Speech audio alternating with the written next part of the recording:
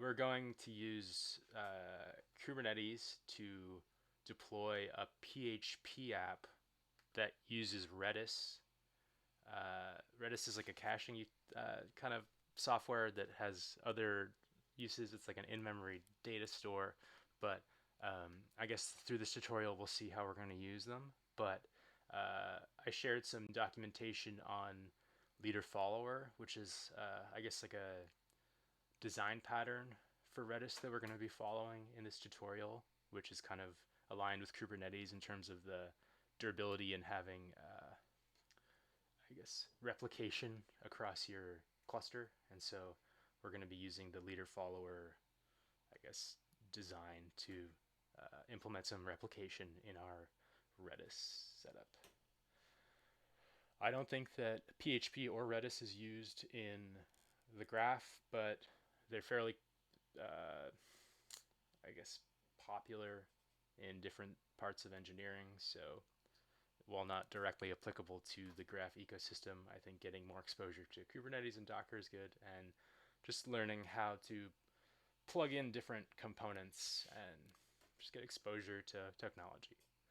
So let's have some fun. um, so we're gonna build and deploy a non-production ready multi-tier web application.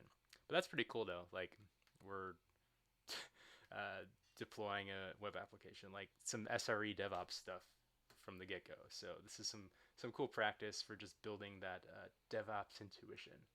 And our kind of toy app consists of a single instance of Redis to store guestbook entries. And so our application is a guestbook app. Like someone maybe visits your website and says, "Hey, I was here," or even you could use that as a component inside of a more sophisticated app, say something like Airbnb, where whenever a guest visits, they could leave some kind of note in your guest book. And this is like a nested component inside of a more complicated app. But for now, we're just building a simple guest book, kind of like, "Hey, I was here."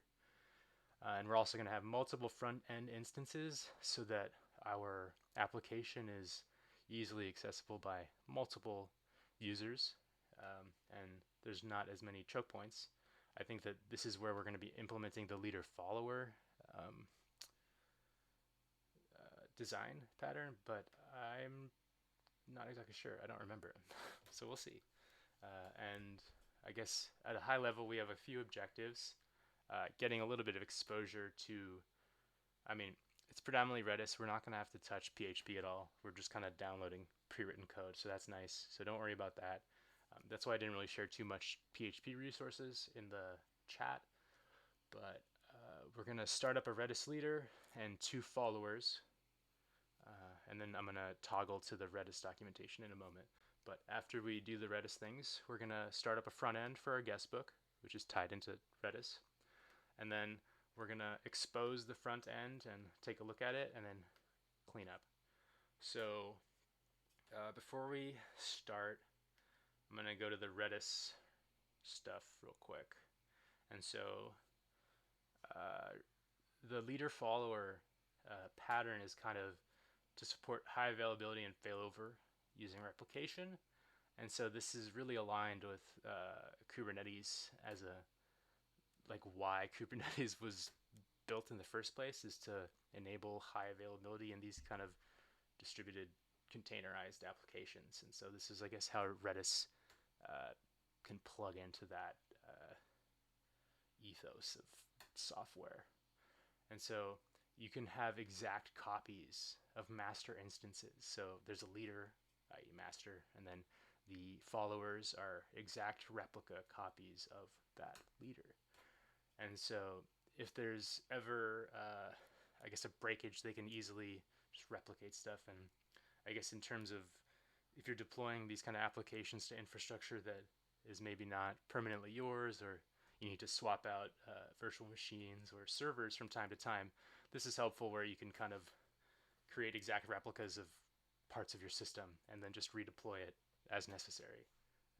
Because nothing is ever in perpetuity because things change. And so simplifying the process of swapping components through kind of replication is kind of nice. It's just another form of automation. Cool. And I'm not going to dive in too much into these specifics because this is a fairly long manual article, but uh, basically Redis handles the replication for you, and we're going to use Kubernetes to kind of orchestrate that all for us.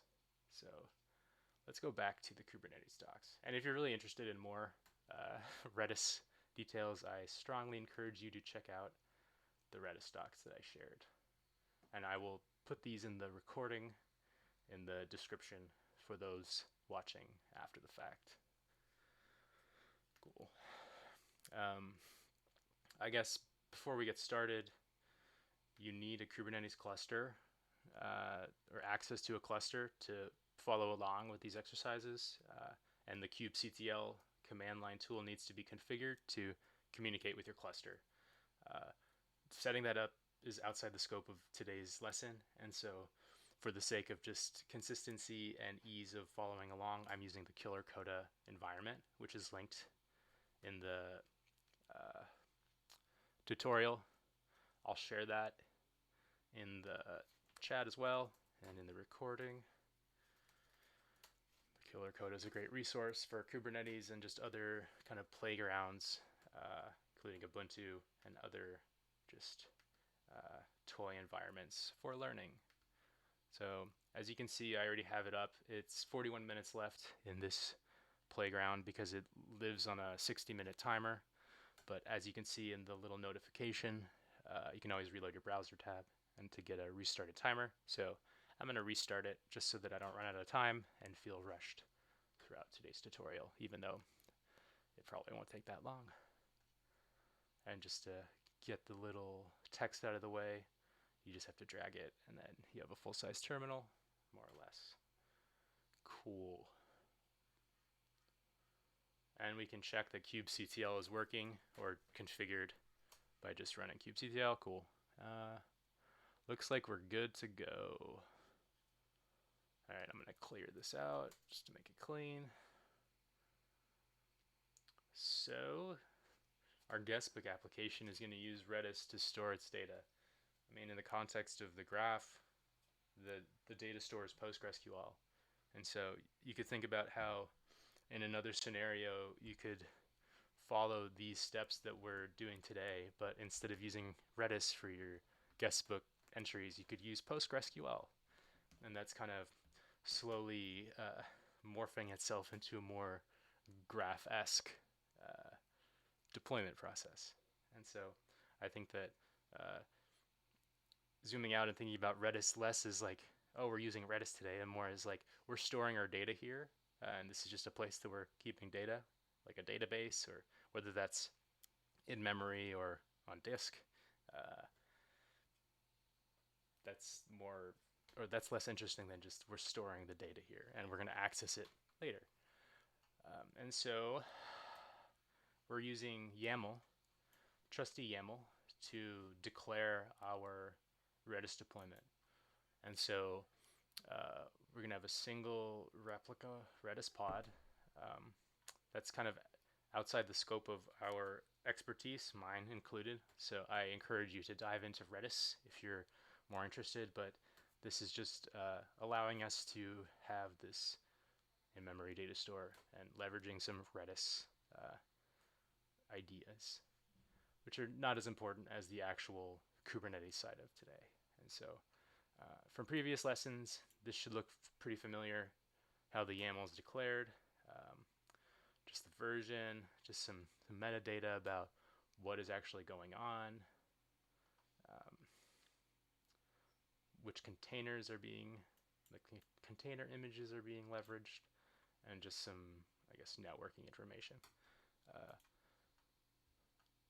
If you want, you can copy this and then save this into a file and then run the kubectl that way. But this tutorial has some nice URLs that we can just directly access instead of saving this into the file. So it just kind of saves us a little time. But in a more production setting, you'd probably use Nano or Vim or something to like, or even VS Code to save some YAML and then run the kubectl apply that way. But instead, we're going to download it from the K8s.io examples. And so I'm going to go to that website just to verify that there's some stuff there. It just downloads the YAML. All right, let's just go for it. I guess we could do this too. Do I have curl on this? Yeah. Okay, so we'll curl that, and then we're just gonna into cat. Is that how? Oh, I have to pipe it. Or I always mess up with these. Oh, there we go. Moved permanent. Ugly. All right. Probably doing something wrong. That's fine. It's not the point of this lesson. Okay.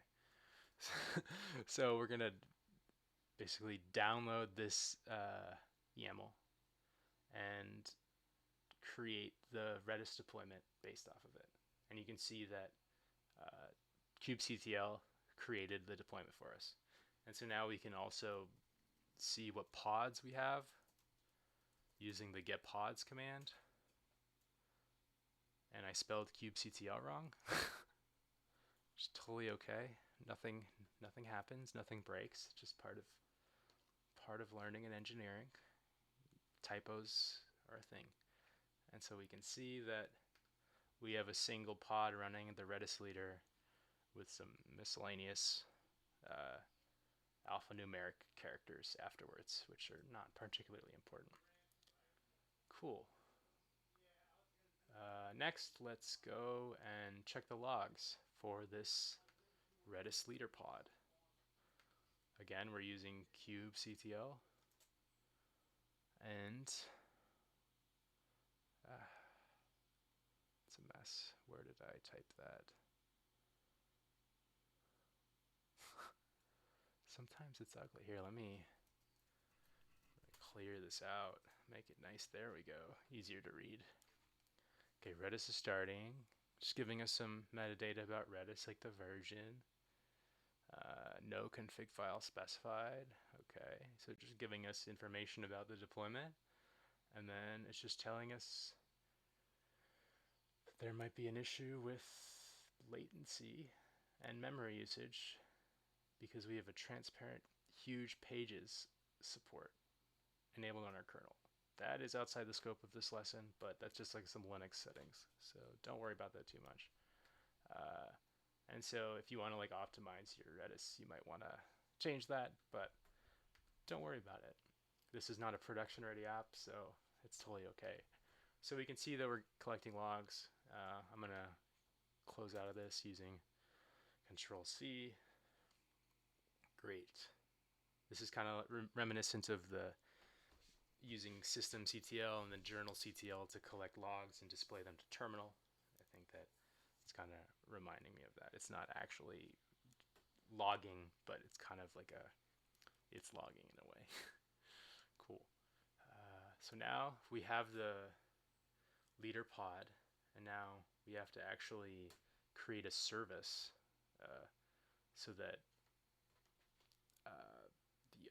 the followers can, I guess, listen to this leader.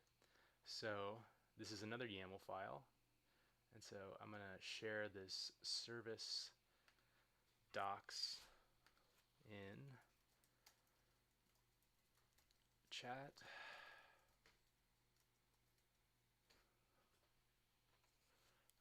In case you're interested in learning a little more. Cool. And so this will let the followers access the leader. You can just see it's some networking information, just the port, and then just some labels and the tier of, I guess, the application. Cool. So, like before, we can just download that YAML directly from the K8s.io website. If you'd like, instead, you can cat that information into a YAML file locally, but instead we'll just do this. Great. So now we have a service created. Cool. And so if you remember, we did kubectl get pods. There should be no new pods. Yeah, just still one. But now we can see there should also now be a service. Kubernetes and the Redis leader. Cool. And you can see that's similar to what they have on the Kubernetes documentation. The IP is similar. Yep. Okay. Cool. Awesome. So our leader's set up. Now let's create some Redis followers. And so this will increase the availability of our application so that as traffic spikes, we can have followers replicate the leader and reduce the load on the leader and let other users access followers that contain the same information. Cool. And so now some more YAML. You can see we're really just saving this information in YAML files. Let's see if any of these are actually saved. No. Okay. What's an ls file system? Is there any YAML there? Because we're not actually saving the files. Okay. It's just like downloading in memory and then applying that to the configuration. Okay, that's cool. Maybe there's something in ls temp. Probably not. Anything interesting here? Nah. Okay, some systemd stuff. Let me clear this out. It's off the rails a little bit. Okay, cool. Let's get back to the followers. As you can see, it's pretty similar to the previous YAML app, the tier, but then instead the role, it's follower role. So I'm going to toggle up to the previous, and you can see leader. And so this is where there's a slight difference because it's a different role in the Redis scheme of things. You can see that we're declaring 2 replicas. You can change that number to whatever you need. And then I believe this should be the same container port as the leader. 6379. 6379. Cool. So it's really just connecting the dots pretty much to make the system speak and listen to itself. Awesome. So let's see if there's, nope, they don't actually go through it. Okay, cool. So yeah, there's 2 replicas or 2 followers. So now we're going to apply that deployment from another file hosted on the internet. And we created the Redis follower. Sweet. So now let's get the pods. We should have more pods now. I believe we should have 3. There should be 1 leader and then 2 replicas. Yep. Nice. And so if you change the number of followers in your YAML configuration, you would have a resultant different number of Redis followers. So everything is kind of based off of YAML and just making sure things are connecting correctly, i.e. ports, and then just declaring the correct number of, I guess, replicas you want. Awesome. So we have 3 pods, 1 leader and 2 followers, and then we have a single service. So now we have to create a service for the followers. So it seems like the general flow of things is create pods, at least in the context of Redis, Kubernetes kind of stuff. It's pods, and service, and then things are speaking. But let's see, we're only halfway through this. So there could be a curveball that I don't remember. So our application needs to communicate the followers to read data. Awesome. So we're going to now make the Redis followers discoverable with the service. And so I guess services at a high level make pods discoverable. So let's see if we're noticing any patterns. So port 6379, yep. And then just Redis backend like before, and then just declaring that it's the follower. So this is kind of almost a lot of copy pasta and just instead of it being the leader, it's the follower. So I could even see where there's ways that this process could be automated using scripting, where you just have a code that creates pods and services for you, and you can just declare how many replicas, and it's just like a one-line function that runs and then just generates the YAML for you. But that could be what Helm does behind the scenes in a lot of ways. And so you can see how, like, as you're using these YAML files and you need to tweak one thing here, one thing there, it's kind of annoying if you don't have like an automated scripting or programmatic way to tweak everything that's connected and regenerate YAML. And so I can see already, as I'm kind of a noob in the Kubernetes space, where like something such as Helm or like a package manager kind of thing for Kubernetes is super beneficial with just saving time on editing YAML and making sure ports are the same. Because if you just have one digit off, things will probably break. But yeah, doing things manually is generally error prone. So when possible, I recommend avoiding that. Cool, so now let us create the Redis follower service using another YAML file on the internet. And this is another thing too, where imagine you're working in an organization where there's like a DevOps team. There's certain maybe recipes or templates of these YAML files that live on a remote server that you want to download, and then you can edit locally as necessary, or maybe not even. There's just certain things that you just need to copy, and you can see the process where you don't necessarily always want to have a local YAML that you're tweaking. It might want to keep it separate from your deployment code and in its own like artifact repository, where it could just like be a bunch of YAMLs that are version controlled, and then you just point at it and download it as necessary, and really increase the fine-grained control on your system deployments. And yeah, I think that the more you can version control and treat your infrastructure as code, the better, just for saving time and not just building stuff, but troubleshooting stuff, because things will always break. But if you reduce the time to fix the broken stuff, that's win-win for everyone. You can't stop things from breaking, but you can speed up how fast you fix them. Cool. So now, did we do this already? Lost my train of thought. Yeah, Redis follower service YAML. Okay, cool. So now let's query kubectl for our running services. Get service. So we should have two services now, one for the follower and one for the leader. Oh, and one for Kubernetes too. Yeah. So there's two pods that are followers, but you don't need a distinct service for each pod.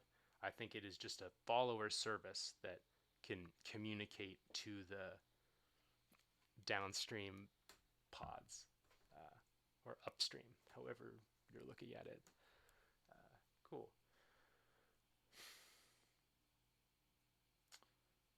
And here's just some notes about what's happening behind the scenes with just labeling. Cool.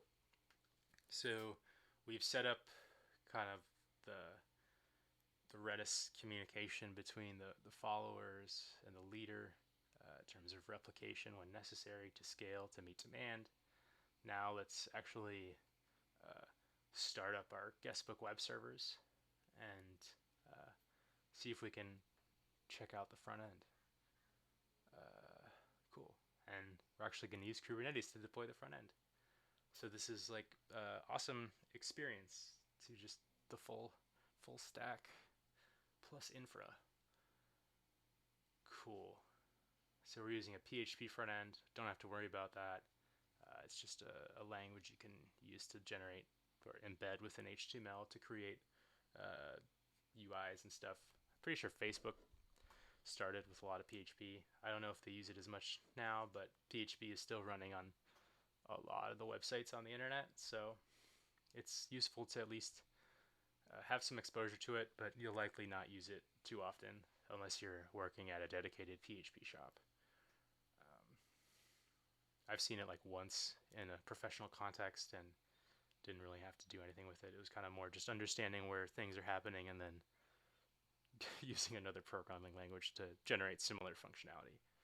It seems like PHP is in a lot of ways on legacy systems that you might inherit, but you might generally not be building new projects with PHP. But you could be if that's your thing. Cool. So another YAML. Now this is for the front end. You can see we're going to have 3 replicas of our front end, and we're just matching some labels. And then let's see if the port, oh, so it's a different port this time. Okay, so we're on port 80. So we're not doing the 4369 one. Okay, so maybe that's only for Redis and not for the front end to speak to. Okay. So let's apply the front end deployment. Very similar process. But you can see how it would just be like easier to have a script that loops through a list of all these URLs, like for URL and list of URLs, kubectl apply, bam, bam, bam, bam, bam, bam, bam, bam, automation. And so this is where you can save a little bit of time. This is definitely the way that we're doing line by line is probably not how you'd want in a production system. And I think this is part of it. I mean, I'm sure there's other aspects of this deployment that are probably not production ready, but even just the way that we're doing line by line, it would be much faster to have a shell script to do it all. Cool. So let us apply the front end deployment. Nice, that's super fast. And then let's see the pods. So I guess there's ways where you can pass parameters to the kubectl get pods function to further filter your results. Before we do that, let's just see everything. Yeah, there's a lot. Okay, cool. So now we can see there's 3 front ends, 2 Redis followers, 1 Redis leader. Yep, that's what's expected. So now let's run this filtering tool and see. Okay, so now you can see that you can filter by tier and even specify an application. And so let's try this command. Instead of front end, let's filter for back end and see what we get. I expect us to get the Redis follower, or both Redis followers and the Redis leader. Could be wrong, but let's see. That's what I expect. And we got what I expected. Okay, cool. So this is just a quick way to filter stuff. And you can see if you want to have like a reporting solution, you might have a couple of different commands that you run to filter your pod logs, depending on if it's front end, back end, so that you can maybe visualize this on a dashboard, so that you're getting insights into your system when things break, because they do. It's inevitable. Cool. So if we're following along kind of the Kubernetes flow of stuff that we've been doing today, first you create the pod, however that is, and then you create a service. And so far we created a leader pod and a leader service, 2 follower pods, and a single follower service. There was a Kubernetes service that existed already, and now we're going to create a front end service for our 3 front end pods. So I think we'll have a single front end service. So sometimes the mappings will be many to one, sometimes it's 1 to 1. It kind of just depends. So yeah, the Redis is only accessible within Kubernetes cluster. Okay, but we want our guests to access the guestbook, because if you think about an application, it's pretty useless if your users, your guests, can't actually access the stuff. And so we need to allow users to touch or see the data inside of the Kubernetes cluster, i.e. the Redis leader and followers. And so that is where we're going to configure the front end service to be externally visible, so it's not just internally within the cluster. The other aspects of our cluster are only internally visible, so external users, i.e. guestbook or prospective guests or guestbook enterers cannot see the Redis stuff. And so we're limiting their access to only the front end. And this is pretty typical of kind of software applications. You don't want like random users, even if they're trusted, to like access your database. I mean, they're probably not trusted. You know what I mean? Like, uh, you want to limit access from a security perspective. And so this is how you can just funnel it so that people can really only touch the front end, and you're controlling how they're interacting with your API or your data. So cool. So we have to configure our front end service to be externally visible. And so a Kubernetes user can use kubectl port forward to access the server, even though it uses a cluster IP. So there's a way where even if we haven't configured our cluster to be externally visible, i.e. our front end service, we can use the port forward method to access the service. Cool. And yeah, this is talking about some load balancing stuff, a little outside the scope of this class, but I encourage you to take a look. Cool. So we have the YAML service for the front end. Yeah. Let's see if we can, okay, port 80, that's what we saw before. And so here they're just giving some commented instructions if your cluster supports external load balancing. We're not going to deal with that. But you can see this is pretty similar. I feel like a lot of this really could be templated really quickly.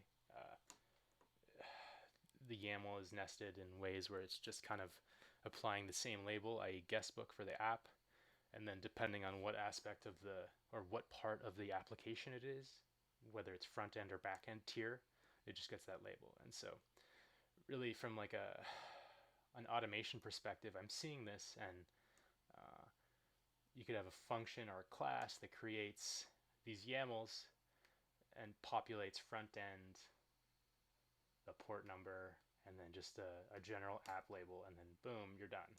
And so you're not having to deal with this. But yeah, I like to automate stuff, so my mind is immediately going there. Cool. And this is the same process that we've been doing this whole kind of session.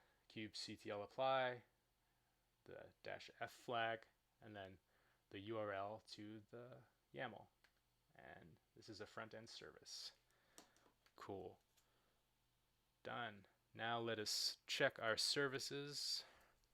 I expect there to be, I mean, this is definitely overkill, but I'm just trying to build the intuition. We have a leader service, a Redis leader service, a Redis follower service, a Kubernetes service, and now our front end service. So that's 4 services. 1, 2, 3, 4. Nice. Okay, cool. And you can see they're using the ports that we expected. For the follower, the Redis follower and leader, it's the 639 or 6379 as we declared in our YAML. And then for the front end, it's port 80 as declared in our YAML. Awesome. This is making sense. Nothing is wildly confusing. Cool. So now we're going to view the front end service using the kubectl port forward method. And so I'm not exactly sure how this will work because we're using killer coda. I don't know if we're going to be able to open this in the traditional way, but let's try. Cool. So it's forwarding the information from port 127.0.0.1 to port 80. Great. And so now, because this is nested inside of a browser-based terminal, I don't think we can open it and it won't display as you expect. So I'm going to open a new tab, and then we're going to use curl to get the results that are displayed at localhost 8080. And you can see that we're getting some HTML, which basically describes our guest book, some information, messages, and if you want to view it, you need to sign it. I don't believe we can actually navigate to that site. Yeah, because it's this like nested. But we can open this HTML in something like CodePen and then see what it looks like. Okay, just want an HTML. And now we can see that if we were viewing our guestbook, it would be a pretty simple HTML page with a place where you can do messages, hi, submit them. I don't think this will work because there's no kind of back end, but you can see this is what the front end looks like without the functionality baked in from the Kubernetes connections with Redis. So let's leave this. But you can see that if we were using a traditional kind of cluster setup that had access to a browser, we could view this, but we're doing this in kind of a playground, so there's some limitations. But if we curl to the localhost 8080 after port forwarding, we can access the Kubernetes front end. We're just not viewing it from a UI perspective. We're using curl to download the HTML that powers the front end, but it's the same idea. So cool. We did not deploy our front end service via load balancer, so I'm going to skip this section because it's not applicable. But if you are so inclined, I encourage you to check out load balancing for yourself because it's a pretty common software tool. So now, as we kind of reach the end of our tutorial, we're going to implement some of the scaling that allows our app to meet demand as it sees it. So I'm going to close. Actually, I guess I'll just leave that open. Cool. So I'm going to turn off the port forwarding. And now, by using just Control-C to close it. So now let's use kubectl to scale our deployment. Do a little bit of typing to make it last longer. So we're scaling our front end, namely the number of pods, to be 5 replicas. So I guess before we do that, let's see how many pods we have. Get pods. Let's try to do some practice with the filtering, because I remember that we did that before, and I just want to get a little bit of more experience with, yeah, there we go. So get pods. Our app equals guestbook. I mean, I guess this is only necessary if you have multiple pods or multiple apps. In our setup, we just have the single app, but I could see how in a more complex system, you'd have multiple apps. So tier equals front end. Perfect. I spelled something wrong. Let's just copy this. I forgot. Yeah, I forgot a flag. Okay. Cool. So if we go back to where we were in the tutorial, at the moment we have 3 front ends, 3 pods for the front end. Now we're going to use the scale deployment method to scale our deployment from 3 pods to 5 pods. And so this is where you could see, based on kind of historical data, or even algorithmically, if you have a more intelligent system, you could have kubectl scale your deployment to meet demand based on some kind of threshold, whether that's visitor traffic or even some kind of like error metric where failed pages loaded and you need to scale your system so there's more front ends available. And so this is really just a way to increase or decrease the size of your system.